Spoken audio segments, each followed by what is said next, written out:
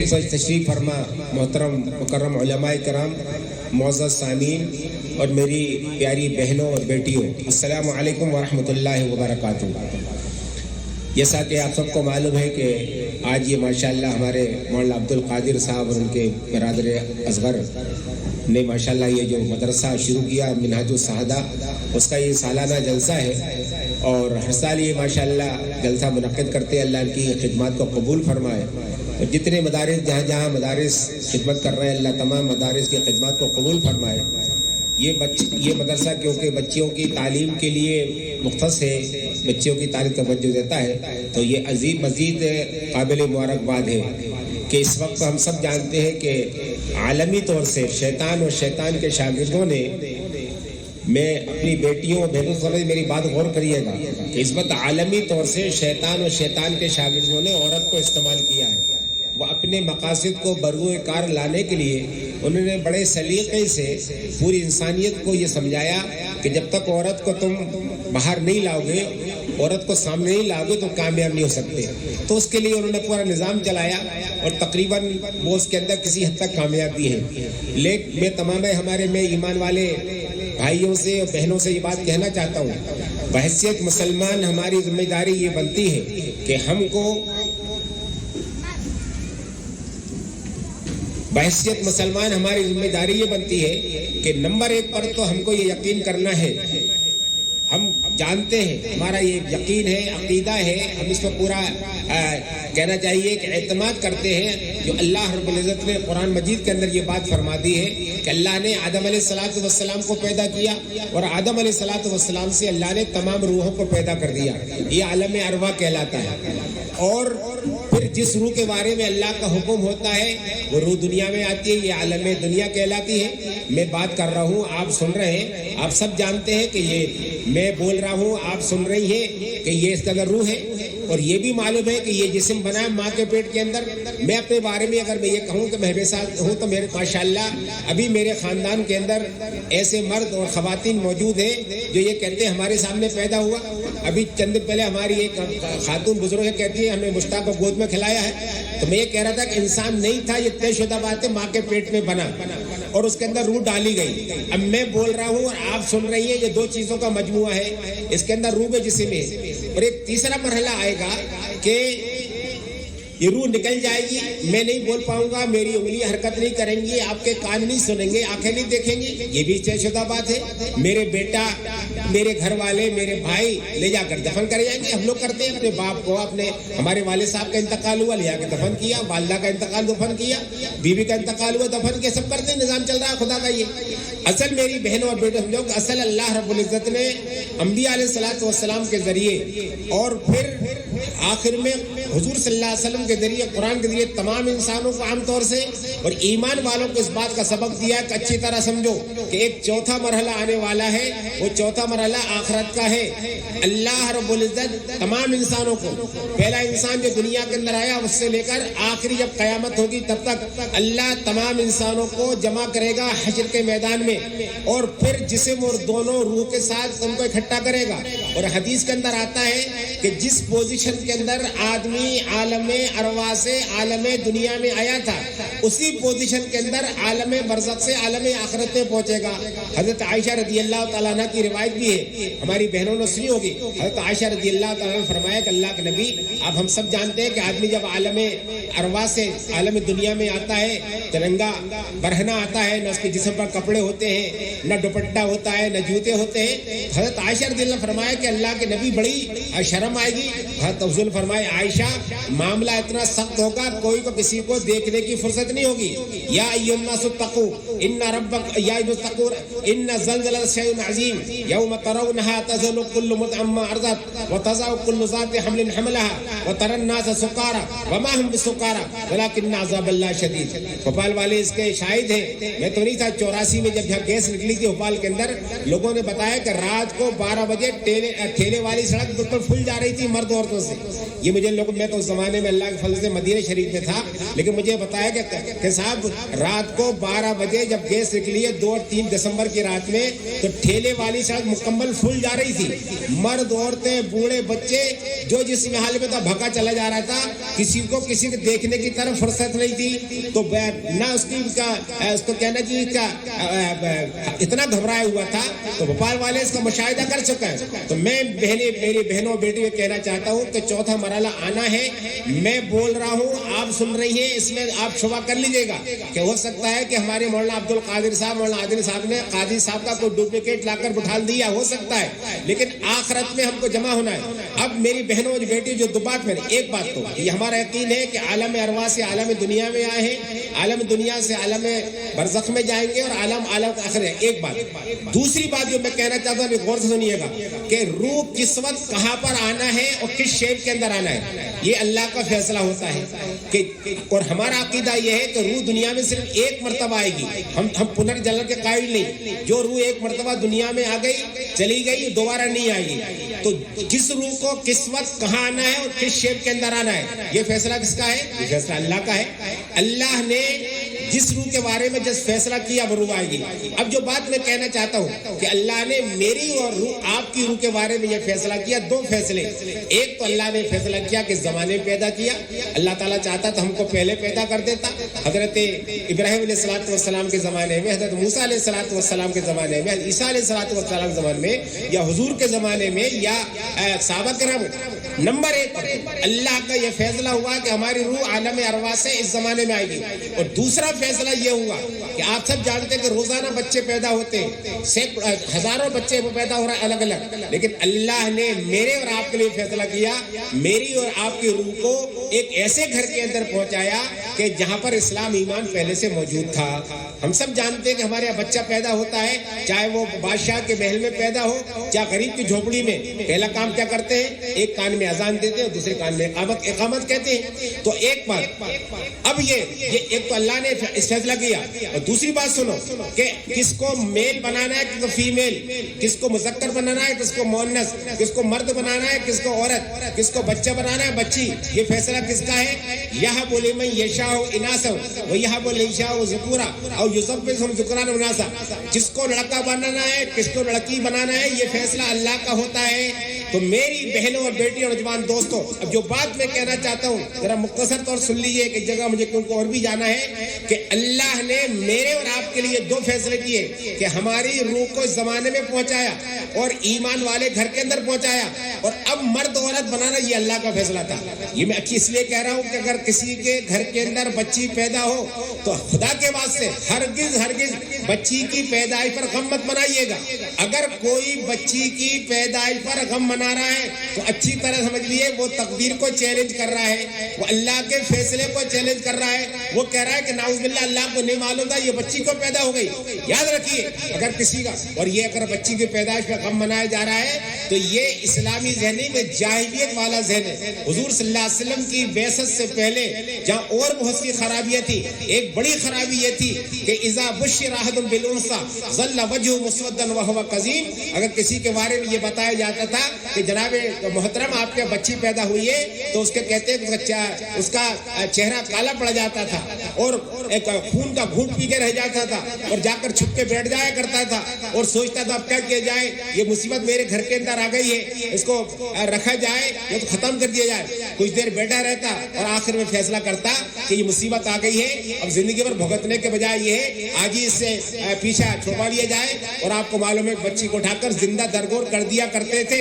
उस जमाने में बच्चियों को जिंदा दरगोर करना मतलब एक आम बात थी और कब्रिस्तान बना हुआ था। हमारे किसी का इंतकाल हो जाता है, ले जाके दफन करते, कोई रोकता है? अरे मालूम है साहब कि इंतकाल हुआ है तो दफन करेंगे, आप रोजाना कब्रिस्तान में दफन कर रहे हैं। अच्छी तरह समझ लीजिए, उस जमाने में ये बुराई इतनी फैल चुकी थी कि किसी के बच्ची पैदा होती तो बच्ची को ले जाकर वो दफन करता, कब्रिस्तान बना हुआ था और कोई बुरा नहीं मानता था। जो बुराई फैल जाती है तो फिर उसकी बुराई साथ में रहती है। मैं कहा करता हूँ ये उस जमाने में बच्ची पैदा हुई, एक आदमी उठा रहा है, खुद जा रहा है, अपने नौकर से ले जा रहा है और वहाँ मदीने में मक्के में कब्रिस्तान अभी तक था, अभी कुछ दिन पहले हम लोग देखा है तो वहाँ कब्रिस्तान मौजूद था, बच्चे को दफन किया करते थे, बच्चे को दफन करते थे। ये बुराई फैल गई थी। कहते हैं जो बुराई आम हो जाती है बुराई नहीं रहती है। मैं इसकी मिसाल ये करता हूँ, माफ कीजिएगा बीच में बात आ गई कि आपने एक मेहमान बुलाया, आपने आप मेरी बेटे की शादी है तशरीफ लाइएगा और आपने चारा वो आया اور اب آپ ایک تھیلا لے کے گیٹ پہ بیٹھے ہوئے ہیں کہ اب تو کھاؤ اور مجھے کیا دے کر جاؤ، پیسے دے کر جاؤ. کتنے شرم کی بات ہے، عیب کی بات ہے کہ آپ نے کارڈ دے کے بیچارے کو بلایا، جناب محترم آپ کے آنے سے بڑی ہم کو خوشی ہوگی، ہماری عزت بڑھ جائے گی. آپ نے اس کو کارڈ دیا، دے کر آئے. اب وہ بیچارہ آیا اور آنے کے بعد کھانا کھایا. اب آپ گیٹ پہ بیٹھے ہوئے تھیلا لے کے کہ نکل مت جانا، تو اگر نکل گیا تو تیرا ہم نے فوٹو کھینچ لیا ہے، پورے خاندان میں تو بدنام کریں گے کہ یہ کھا کے گیا، پیسہ نہیں دیا. ہونا نہیں ہو رہا. میں کہہ رہا ہوں یہ برائی ہے لیکن عام ہو گئی. اب سب تھیلا لے بیٹھے رہتے ہیں، کوئی برا نہیں سمجھتا، بلکہ بڑا تھیلا لے کے بیٹھ جاتے ہیں اور سائڈ پہ ایک سپورٹر بلا لیتے ہیں کہ یار ایسے نہیں کوئی چوری ہو جائے. اسی طرح اس زمانے میں بچیوں کو دفن کرتے تھے، کوئی برا نہیں مانتا تھا. لیکن حضور صلی اللہ علیہ وسلم تشریف لائے اور آپ نے فرمایا دیکھو یہ اللہ کا فیصلہ ہے، اس کو لڑکا بنا لڑکی بنانا ہے. تو جو بات میں کہنا چاہتا ہوں میری بیٹیوں سنو، جس کو اللہ نے لڑکا بنا لڑکی، اللہ کا فیصلہ، لیکن ہمیں کرنا کیا ہے. اب وہ بات میں کہنا چاہتا ہوں. اللہ نے فرمایا من عمل صالحا من ذکر او انثى وهو مؤمن فلنحيينه حیاتا طیبہ.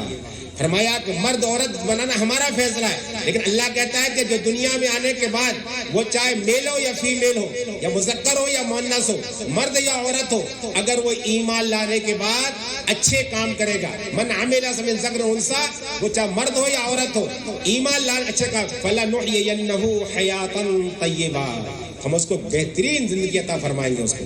اور پھر آخرت میں جو بدلہ دینے والے ہیں اس کا تصور.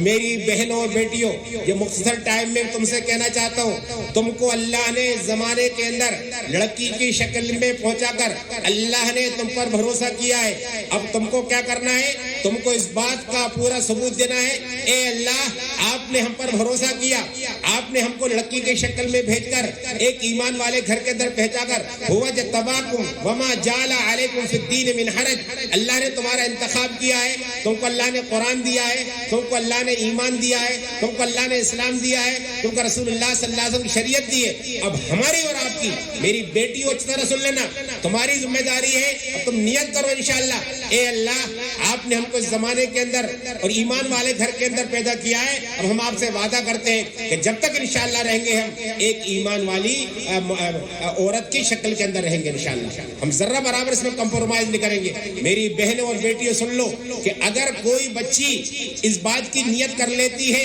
کہ انشاءاللہ وہ جب تک رہے گی وہ سچی پکی مومنہ بن کر رہے گی، تو میرے نبی نے فرما دیا، سنو میری بہنوں اور بیٹیوں، میں نے کہ نبی کہہ رہا ہے، آپ نے فرمایا الدنیا کلھا متاع وخیر متاع الدنیا المرأۃ الصالحہ، کہ اللہ نے اس دنیا کے اندر عام انسانوں کے لیے بھی اور مسلمانوں کے لیے، ایمان والوں کے لیے، ایمان و تقوی کے بعد نمبر 1 کی اگر کوئی چیز ہے تو نیک عورت ہے. المرأۃ الصالحہ کیا ہے؟ المرأۃ الصالحہ کا نبی کہہ رہے ہیں کہ دنیا کی نمبر 1 کی چیز ہے نیک عورت. اور نیک عورت کے بارے میں فالصالحات قانتات حافظات، نیک عورت کی خود قرآن مجید نے تشریح کر دی سورہ نساء کے اندر. میں عام طور سے آج کل یہ بات کہہ رہا ہوں، خطبہ نکاح کے اندر رسول اللہ صلی اللہ علیہ وسلم سورہ نساء کی پہلی آیت پڑھی ہے، اور نساء کے معنی عربی زبان کے اندر آتے ہیں خواتین، لیڈیز، مہیلائیں. اتنی بچیاں بیٹی ہیں، عورتوں سے بھی کہنا چاہتا ہوں میں کہ سورہ نساء کی پہلی آیت حضور صلی اللہ علیہ وسلم نے خطبہ نکاح کے اندر پڑھی ہے، اور نساء کے معنی خواتین، لیڈیز. تو اللہ رب العزت سورہ نساء کے اندر دونوں کی ڈیوٹی بتا دیجئے کہ مرد کو کس طرح رہنا چاہیے، عورت کو کیا ہونا چاہیے. اسی سورہ نساء کے اندر اللہ کہا کہ حضور نے کہا کہ نمبر 1 کی چیز نیک عورت ہے، اور اللہ نے کہہ دیا فالصالحات قانتات حافظہ. نیک عورت کون سی ہے؟ نیک مرد کون سی کہلائے گی؟ جس کے اندر 2 صفتیں ہو، وہ حافظہ ہو اور قانتہ ہو. حافظہ کا مطلب کیا ہے؟ سیانی ہونے سے لے کر شادی ہونے تک، اور شادی ہونے کے بعد سے قبر میں جانے تک وہ اپنی خواہشات کی حفاظت کرنے والی ہو، اپنے ذہن کی اور اپنے نگاہوں کی حفاظت کرنے والی ہو، اپنے جذبات کی حفاظت کرنے والی ہو. وہ ذرہ بابر کہیں بھی کسی جگہ پر بھی کوئی دیکھے نہ دیکھے، وہ یہ سمجھے کہ میرا اللہ مجھ کو دیکھ رہا ہے، وہ ذرہ برابر اس میں خیانت نہ کرے. یہ حافظہ ہے کہ سیانی ہونے سے لے کر شادی ہونے تک، اور اگر بائی چانس شادی نہیں ہوتی ہے تو قبر میں جانے تک وہ اپنی جوانی اور اپنے جذبات اور خواہشات کی حفاظت کرنے والی ہو، حتیٰ کہ اپنی نگاہوں کی حفاظت کرنے والی ہو. اور قانتہ یہ ہے کہ جس وقت جہاں جو اس کو اللہ کا حکم ہے اس کو پورا کرنے والی. یہ دو صفتیں اس بچی کے اندر ہے, وہ حافظہ اور قانتہ ہے. میری بچیوں سنو, نبی نے فرمایا کہ یہ دنیا کی نمبر 1 کی چیز ہے. اور پھر اللہ نے حضرت مریم علیہ السلام کا تذکرہ کر کر حضرت مریم جب پیدا ہوئی تو ان کی والدہ نے ان کو دینی تعلیم کے اندر لگا دیا. جتنی بچیاں یا مدرسے میں پڑھ رہی ہیں, ان سے کہنا خاص طور سے کہنا چاہتا ہوں, تمہارے ماں باپ نے تم کو مدرسے میں بھیج دیا, اب تمہاری ذمہ داری ہے. اس طرح حضرت مریم کی والدہ نے حضرت مریم کو دینی تعلیم کے اندر لگا دیا تھا, اور حضرت مریم نے کہا کہ جب میری والدہ نے مجھ کو دینی کام میں لگا دیا ہے تو وہ حافظہ و قانتہ بن کر دکھا دیا. احسنت فرجہ و قانت من القانتین, قرآن پڑھیے, انہوں نے حافظہ و قانتی. میری بہنوں اور بیٹیوں, آج طور سے عام طور سے یہ شیطان ہمارے دل میں ڈالتا ہے کہ اگر ہم بچے اور بچیوں کو دیندار بنائیں گے تو یہ کھائیں گے کیا. یہ دماغ میں آتا ہے نا عام طور سے, اگر ہم اپنے بچے اور بچیوں کو دیندار بنا دیں گے تو ان کا فیوچر ڈارک ہو جائے گا, ان کا فیوچر برائٹ. اچھی طرح سنو میری بہنوں بیٹیوں, حضرت مریم علیہ السلام نے اپنی والدہ کی تمنا خواہش کے مطابق اپنے آپ کو حافظہ قانتہ بنا دیا. تو پھر اللہ نے ان کے ساتھ کیسا معاملہ کیا, قرآن کے اندر تفصیل موجود پڑھیے گا. اس زمانے کے نبی حضرت زکریا علیہ السلام, وہ ان کے گارجین تھے. کہتے کلما دخل علیہ زکریا المحراب, جب حضرت زکریا علیہ السلام تالا کھول کر یا بانڈری کے اندر داخل ہو کر حضرت مریم کے کمرے میں پہنچتے تو دیکھتے کہ وہاں قسم کے پھل رکھے ہیں, اعلیٰ قسم کا کھانا رکھا ہوا ہے, اور بہترین کے پاس میوے رکھے ہوئے ہیں, ڈرائی فروٹ رکھے ہوئے ہیں. تو وہ کہتے ہیں انا لک ھذا, مریم یہ کہاں سے آ گیا. وہ کہتے ہیں خالی جان, آپ کو تعجب کرنے کی بات کیا ہے, میرے اللہ نے مجھے اللہ کے سپرد کیا ہے اور میں نے اپنے آپ کو اللہ کے احکامات کا پابند بنا لیا ہے, تو اللہ تعالیٰ مجھ کو دے رہا ہے. تو میری بہنوں بیٹیوں میں کہنا یہ چاہتا ہوں کہ اگر کوئی بچی اور بچہ سچا اوریجنل ڈپلیکیٹ نہیں, اب تفصیل کا موقع نہیں, ڈپلیکیٹ بننا. مارکیٹ میں 2 طرح کے سامان ہوتے ہیں, ایک اوریجنل ہوتا ہے, ڈپلیکیٹ ہوتا ہے. ڈپلیکیٹ دیندار میں بننا. اگر تم اوریجنل دیندار بن جاتی ہو تو یاد رکھنا کہ جو معاملہ اللہ نے حضرت مریم کے ساتھ کیا وہی اللہ تمہارے ساتھ بھی کرے گا. کہ جو اللہ حضرت مریم کا تھا وہی اللہ تمہارا ہے.